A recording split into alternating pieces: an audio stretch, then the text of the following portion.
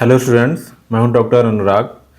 आज हम अपने इस लेक्चर में गेट के कुछ क्वेश्चंस को करने वाले हैं जो मैट्रिसेस और कैलकुलस के क्वेश्चंस हैं और आपके आगे आने वाले गेट के एग्ज़ाम के लिए काफ़ी हेल्पफुल रहेंगे।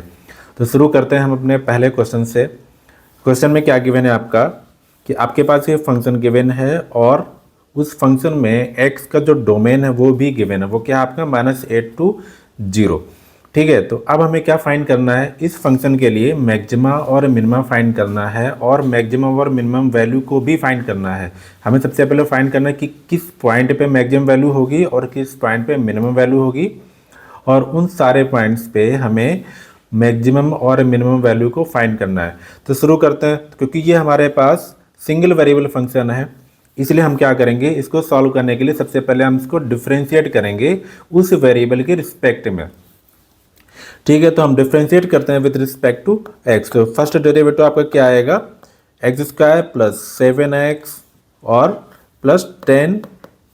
ठीक है, अब हम क्या करते हैं, इसको जीरो के बराबर पुट करते हैं। हमने जीरो के बराबर पुट किया और इस इक्वेशन को हमें सॉल्व करना है। ठीक है, तो इस इक्वेशन को सॉल्व करने के लिए हमारे पास वैल्यूज क्या आएंगे, x square plus 2x plus 5x plus 10 equal to 0। ठीक है, इसको और सिंप्लीफाई करेंगे तो हमारे पास फैक्टर क्या आएंगे, x plus 2 plus 5x plus 2 equal to 0। ठीक है, तो x plus 5 into x plus 2 equal to 0। तो x की वैल्यूज क्या है, -2 और -5। अब -2 और -5 जो है वो क्या है, इस फंक्शन का क्रिटिकल पॉइंट्स। तो क्योंकि हमें यहाँ पे एक डोमेन भी दे रखा है कि x की वैल्यूज जो होंगी वो -8 to 0 में ही बिलोंग करनी चाहिए, अदरवाइज नहीं। ठीक है, अब क्योंकि यहाँ पे x की वैल्यू हमें क्या मिली हुई है, -2 और -5। ठीक है, और ये दोनों ही वैल्यू इस इंटरवल में बिलोंग करती हैं। अगर कोई भी ऐसी वैल्यू जो इस इंटरवल में बिलोंग नहीं करता तो हम कहते हैं कि वो वैल्यू इस फंक्शन का क्रिटिकल पॉइंट नहीं है। ठीक है, बट क्योंकि यहाँ पे दोनों बिलोंग कर रही हैं तो हमें दोनों पे चेक करना होगा मैक्सिमा है या फिर मिनिमा है, और दोनों ही हमारे क्या हैं, क्रिटिकल पॉइंट्स। तो तो इसके बाद हम क्या करते हैं, सेकेंड डेरिवेटिव निकालते हैं उस फंक्शन का। एफ डबल प्राइम क्या हो जाएगा आपका, 2x प्लस 7। ठीक है, अब इन दोनों वैल्यूज पे जो क्रिटिकल पॉइंट्स है उस पर हमें सेकेंड डेरिवेटिव की वैल्यू फाइंड करनी है। तो x इक्वल टू -2 पे एफ डबल प्राइम -2 क्या आएगा आपका, -4 प्लस 7 3। ये आपका ग्रेटर देन 0 है, तो हम क्या कहेंगे, x इक्वल टू -2 पे फंक्शन हैज लोकल मिनिमम। तो -2 पे फंक्शन की मिनिमम वैल्यू होगी। और सिमिलर हम क्या करें, x इक्वल टू -5 के लिए भी निकालेंगे। तो एफ डबल प्राइम -5 क्या हो जाएगा आपका, -10 प्लस 7 जो कि -3। ये आपका लेस देन 0 है, तो हम क्या कहेंगे, x इक्वल टू -5 पे फंक्शन हैज लोकल मैक्सिमम। ठीक है, तो ये दो चीज़ें तो हमें क्लियर हो गई। तो ऑप्शंस में क्या आपका, x इक्वल टू -5 पे मैक्सिमम वैल्यू है और x इक्वल टू -2 पे मिनिमम वैल्यू है। अब थर्ड ऑप्शन में क्या गिवन है, maximum value of f is 133/2। तो क्योंकि -5 पे मैक्सिमम वैल्यू गिवन है तो हमें -5 पे ही फंक्शन की वैल्यू को निकालना होगा। तो हम क्या करेंगे, x इक्वल टू -5 को जो आपका गिवन फंक्शन है इसमें हम पुट कर देंगे। तो f -5 क्या आ जाएगा, -5 to the power 3 divided by 3, और इसके अलावा क्या गिवन है, plus 7x² 2 means 7 -5 to the power 2/2 plus 10 into -5 plus 133/2। बस हमें इस वैल्यू को सिंप्लीफाई करना है और सॉल्व करना है। तो -125/3 माइनस प्लस 175/2 -50 प्लस 133/2, और इसको हम सिंप्लीफाई करेंगे तो -125/3 प्लस 175 -100 प्लस 133/2। तो यहाँ से वैल्यू क्या आएगी, 125/3 प्लस 208/2, -125/3 प्लस 104। एक बार ऐसे हम और लेंगे तो हमें फाइनल वैल्यू मिल जाएगी डिवाइडेड बाई 3, और 312 माइनस 125 सब्ट्रैक्ट करेंगे तो हमें वैल्यू क्या मिलेगी, 7, 8 एंड 1, 187/3। तो ये 187/3 वैल्यू आ रही है इसकी, और क्योंकि सी ऑप्शन में क्या गिवन है आंसर 133/3, जो कि सही नहीं है। अब लास्ट ऑप्शन में क्या गिवन है, the minimum value of the first derivative of f is attained at x equal to -7/2।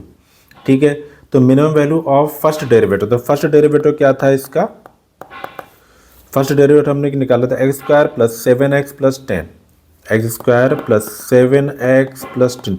अब हमें चेक करना है कि इस फंक्शन की मिनिमम वैल्यू क्या होगी, तो इसको हम एक बार डिफ्रेंशिएट करेंगे।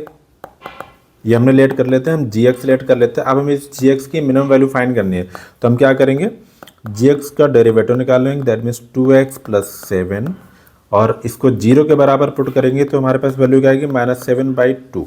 तो x = -7/2 क्या हो गया आपका क्रिटिकल पॉइंट्स, और ये वैल्यू इस इंटरवल में बिलोंग करती है, -8 to 0 के बीच में बिलोंग करेगी। तो ये वैल्यू क्या होगी, इस फंक्शन की डेरिवेटिव की क्रिटिकल पॉइंट्स हो गए। ठीक है, तो अब हमें -7/, अब हमें चेक करना है कि इसका इस वैल्यू पे मिनिमम वैल्यू होगी कि नहीं होगी। तो हम डिफ्रेंशिएट करेंगे एक बार और, g" क्या आएगा आपका 2, तो x = -7/2 पे 2 आएगा, और ये ग्रेटर देन 0 हो गया, क्योंकि ग्रेटर देन 0 है, दैट मीन x = -7/2 पे f" = x² + 7x + 10 has minimum value. तो आपका जो लास्ट ऑप्शन है वो भी सही हो जाएगा। ठीक है, तो आपके पास 3 ऑप्शन आपके सही हो गए, और आपका जो थर्ड ऑप्शन है वो आपका गलत है। तो ऐसे करके हमें किसी फंक्शन के मैक्सिमम और मिनिमम वैल्यू को फाइंड करना है। तो अब हम चलते हैं अपने नेक्स्ट क्वेश्चन पे। क्वेश्चन में क्या गिवन है आपका, limit t tends to infinity √t² + t - t = हमें फाइंड करना है, इसकी लिमिट क्या होगी। तो जस्ट हमें सिंप्लीफाई करना है इसको, और कुछ नहीं करना है, जब बहुत ही सिंपल क्वेश्चन है। तो limit t tends to infinity, अब इसी क्योंकि ये स्क्वायर रूट के फॉर्म में है और -t आपका गिवन है, तो हम क्या करेंगे, इसी के डिफरेंट टर्म से हम डिवाइड करेंगे और मल्टीप्लाई करेंगे। तो क्या हो जाएगा, √t² + t - t, इससे हमने, ये हमारा न्यूमरेटर है, और इसमें क्या होगा, √t² + t से मल्टीप्लाई किया और हमने इसी टर्म से डिवाइड कर दिया, तो √t² + t + t। तो ऊपर हम मल्टीप्लाई करेंगे दोनों टर्म्स को, क्या बनेगा आपका t टेंड्स टू इन्फिनिटी, तो t² + t और -t² डिवाइडेड बाई, यहाँ पे हम क्या करेंगे, इसमें से t को कॉमन ले लेंगे। तो t को कॉमन लेने के लिए हमें यहाँ से t² बाहर निकालना पड़ेगा, तो t² हमने बाहर निकाला, तो रूट में क्या बनेगा आपका 1 + 1/t और +1। तो ऊपर आपके पास क्या बचा हुआ है, t टेंड्स टू इन्फिनिटी और t/t, ब्रैकेट में क्या आएगा, √1 + 1/t और +1। t से आपका t कैंसिल आउट हो जाएगा, तो ऊपर आपका 1 बचा, और अब हम यहाँ पे t टेंड्स टू इन्फिनिटी रखेंगे, तो 1/∞ क्या हो जाएगा आपका 0। तो लिमिट क्या होगी आपकी, √1 + 0 + 1, दैट मीन्स 1/2। तो 1/2 क्या होगी, इस क्वेश्चन की लिमिट होगी। हमें यही फाइंड करना था, और सिंपल है क्वेश्चन। इस टाइप के और भी क्वेश्चन अगर आप प्रैक्टिस करोगे तो आपके लिए आसान होगा एग्जाम में क्वेश्चन को सॉल्व करना। तो अब हम चलते हैं अपने थर्ड क्वेश्चन पे, जो देखने में थोड़ा सा लेंथी लगेगा, टफ लगेगा, बट अगर हम थोड़ा सा दिमाग लगाएं तो ये आपके लिए एक लाइन का ही आंसर है।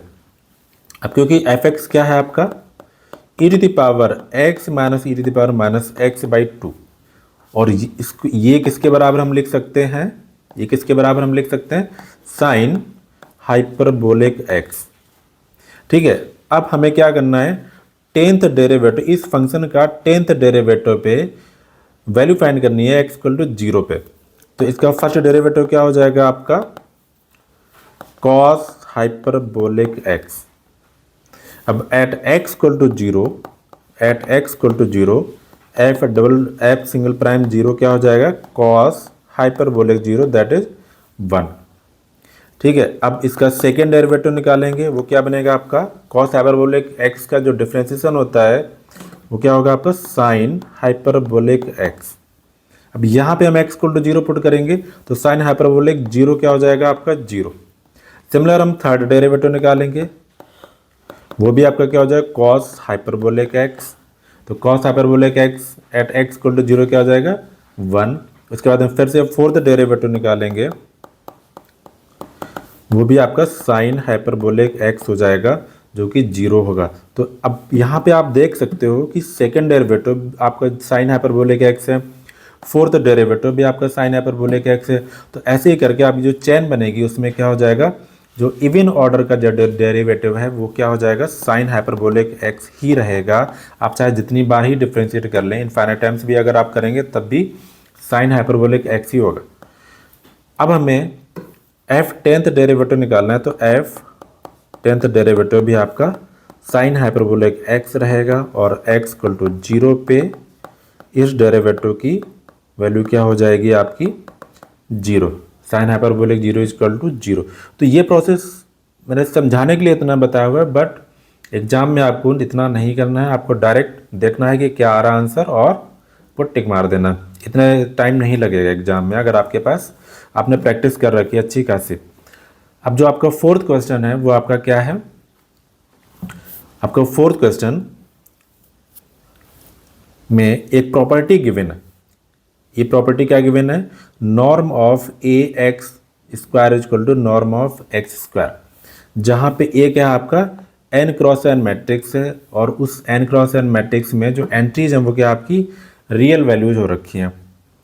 ठीक है, अब पूछा क्या है, यहाँ पे चार ऑप्शन आपके पास गिवन है जिसमें उसने पूछा कि which of the following statements is or are always correct. Means always means हमेशा, मीन्स एन क्रॉस एन की आप कोई भी मैट्रिक्स पिक करोगे और उसको आप इस कंडीशन में पुट करोगे तो ये सारे के सारे ऑप्शंस सही होने चाहिए। जो नहीं सही है हर एक मैट्रिक्स के लिए वो हम रिजेक्ट करेंगे वाला ऑप्शन।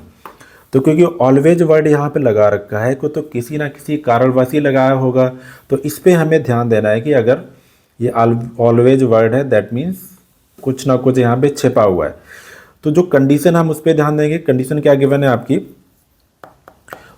एक कंडीशन आपने पढ़ी होगी कि नॉर्म ऑफ एक्स स्क्वायर, इसको हम किसके बराबर पुट करते हैं, किसके बराबर लिखते हैं, एक्स ट्रांसपोज एक्स। तो इन द सिमिलर वे हम क्या करेंगे, इसी प्रॉपर्टी को हम अप्लाई करेंगे गिवन कंडीशन में x square equal to norm of x square, ये हमें गिवन है। तो इस कंडीशन को अप्लाई करते हुए हम क्या लिखेंगे, A x transpose A x equal to, in the similar way right side हम क्या लिखेंगे, एक्स ट्रांसपोज एक्स।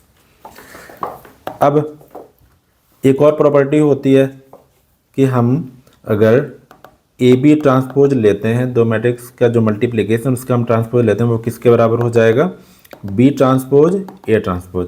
तो हम इसी प्रॉपर्टी को अप्लाई करेंगे तो क्या बनेगा आपका x transpose A x equal to x transpose x. तो अब आप यहाँ से जब कंपेयर करोगे इसको हम और किसके बराबर लिखेंगे, एक्स ट्रांसपोज आई इंटू एक्स, ये भी आपका दोनों सेम ही है। अब अगर आप दोनों साइड को कंपेयर करोगे तो क्या आ जाएगा आपका A transpose A equal to I. ठीक है, अब जब A transpose A equal to I आ गया, अब ये कौन सी कंडीशन है, तो जो भी मैट्रिक्स इस कंडीशन को फॉलो करती है उस मैट्रिक्स को हम क्या बोलते हैं, ऑर्थोगोनल मैट्रिक्स। ठीक है, ऑर्थोगोनल मैट्रिक्स हम कहते हैं। तो जो आपका पहला ऑप्शन है वो आपका करेक्ट हो जाएगा।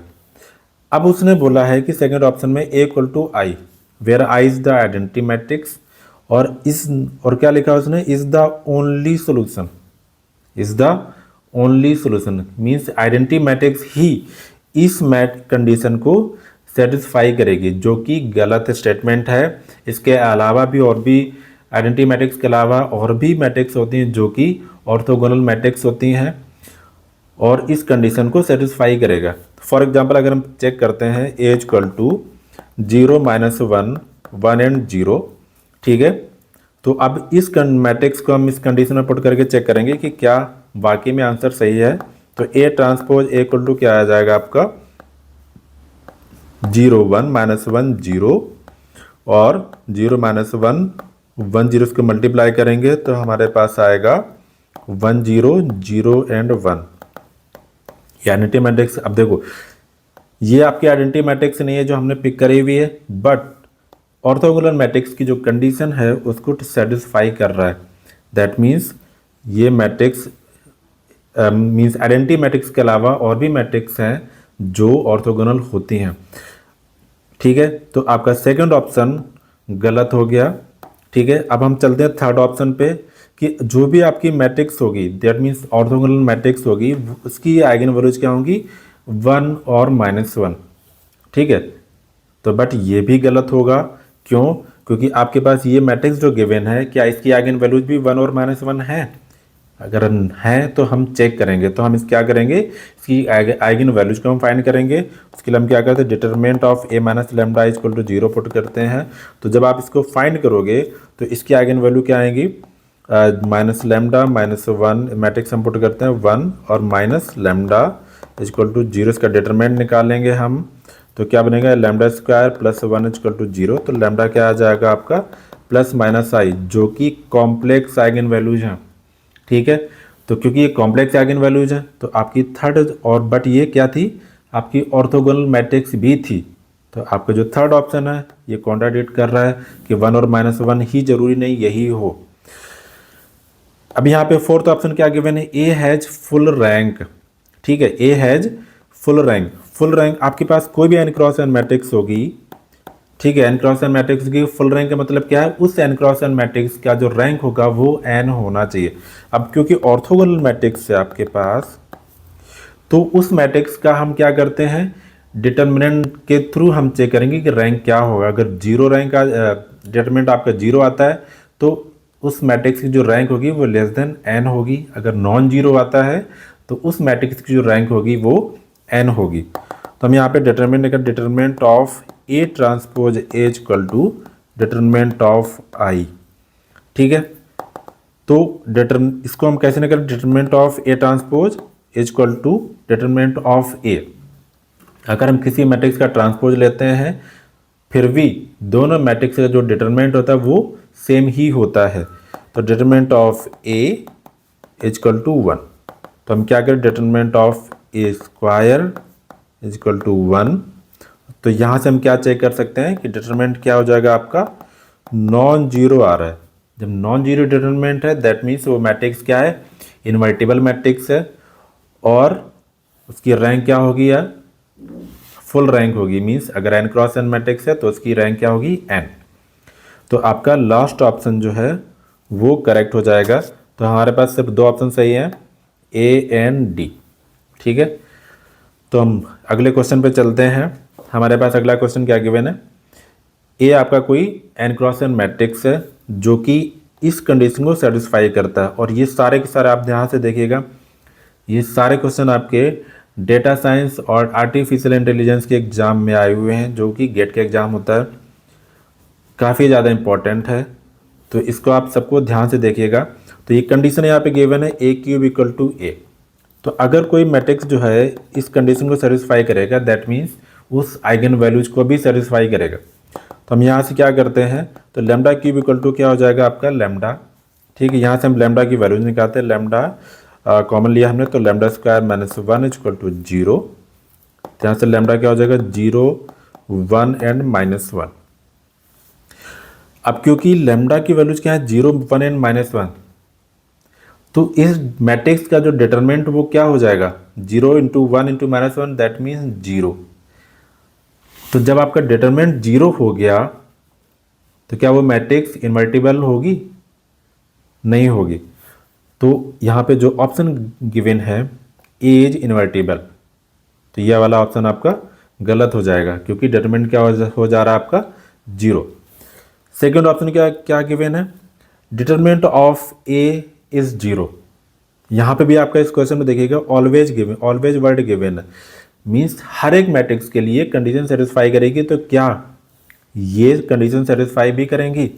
ठीक है, तो हमें वही चीज़ देखनी है, क्या उस मैट्रिक्स का डिटरमिनेंट 0 ही होगा, ये जरूरी है क्या? तो उसके लिए हम क्या करेंगे, कोई ना कोई एक मैट्रिक्स चूज करेंगे और देख पुट करके हम चेक करेंगे कि क्या सही है कि नहीं है। तो अब हम पुट करते हैं ए इक्वल टू आइडेंटिटी मैट्रिक्स, इस कंडीशन में पुट करेंगे ए इक्वल टू आइडेंटिटी मैट्रिक्स। तो आइडेंटिटी मैट्रिक्स भी इस कंडीशन को सेटिस्फाई करता है, क्योंकि आइडेंटिटी मैट्रिक्स का हम क्यूब करेंगे तभी आइडेंटिटी मैट्रिक्स रहेगी, और वो किसके बराबर है? आपका आइडेंटिटी मैट्रिक्स के बराबर है। That means I cube equal to I. But identity matrix का जो डिटरमिनेंट होगा वो क्या होता है? आपका 1। तो बट यहाँ पे ऑप्शन में तो गिवन है 0, तो आपका सेकंड ऑप्शन भी गलत होगा। थर्ड ऑप्शन क्या given? The sum of the diagonal elements of A is 1। तो sum of the diagonal elements क्या? मैट्रिक्स के जो डायगोनल एलिमेंट्स होते हैं उसका सम क्या होता है? ट्रेस के बराबर। तो ट्रेस के बराबर अगर होता है वो क्या हो, यहाँ पे गिवन है 1, बट अगर आइगन वैल्यूज आपके 0, 1 और -1 है तो इसका ट्रेस तो 0 हो गया। तो ये हर एक मैट्रिक्स के लिए जरूरी नहीं है, कुछ ऐसी मैट्रिक्स भी होंगी जिसमें ट्रेस आपका 0 नहीं भी होगा। तो ये आपका थर्ड ऑप्शन भी गलत हो गया। अब यहाँ पे फोर्थ ऑप्शन क्या गिवन है? ए और ए स्क्वायर का रैंक जो है वो सेम होना चाहिए। ए और ए स्क्वायर का जो रैंक है, तो ए के आइगन वैल्यूज क्या है आपकी? 0, 1 एंड -1। ए स्क्वायर के आइगन वैल्यूज क्या होंगी? 0 square equal to 0 means 0, 1 square 1, -1 square 1। तो एक आइगन वैल्यू यहाँ पे 0 है, ए स्क्वायर में भी आपकी एक आइगन वैल्यू आपकी 0 है। यहाँ पे दो आइगन वैल्यूज आपकी क्या है? नॉन जीरो, तो इसकी रैंक क्या होगी आपकी? 2। और यहाँ पे दो आइगन वैल्यूज आपकी नॉन जीरो है, दैट मीन्स रैंक इसकी क्या होगी आपकी? 2। तो दोनों की दोनों मैट्रिक्स की रैंक जो होगी वो क्या हो जाएगी? बराबर। तो हम यहाँ से प्रूव कर सकते हैं। ये हम मैंने 3x3 मैट्रिक्स, क्योंकि 3 आइगन वैल्यू है दैट मीन्स हमने 3x3 मैट्रिक्स हम चेक कर रहे हैं इसलिए। अदरवाइज अगर n×n मैट्रिक्स लेंगे उसमें भी आपकी रैंक सेम रहेगी। तो आज के लिए बस इतने ही क्वेश्चन है आपके। अगले लेक्चर में हम और भी मैट्रिक्स के क्वेश्चन लाएंगे जो आपके आगे के एग्जाम के लिए काफ़ी ज़्यादा हेल्पफुल होगा। और हमारा जो मैंने एक टेलीग्राम चैनल भी बनाया हुआ है जिसमें आप लोग ज्वाइन कर सकते हैं और वहाँ पे अपनी क्वेरी को पूछ सकते हैं और डिस्कशन भी कर सकते हैं। तो आप उस चैनल को भी फॉलो करें जो आप